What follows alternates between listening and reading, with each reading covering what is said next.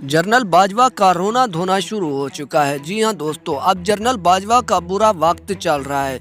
जैसा कि आप जानते हैं, जनरल बाजवा ने ही पीडीएम को पाकिस्तान में लाया था और जनरल बाजवा ही था जिसने ये गारंटी दी थी कि वो नवाज शरीफ को पाकिस्तान में लाएगा, लेकिन ऐसा ना हो सका।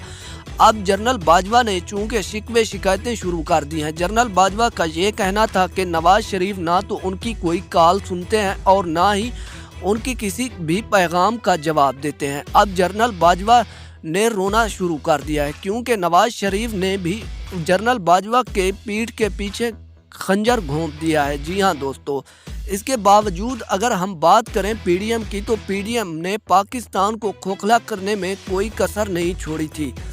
अब इसका खमियाजा पाकिस्तान ही भुगत रहा है। जैसे को तैसे की ही ज़रूरत होती है।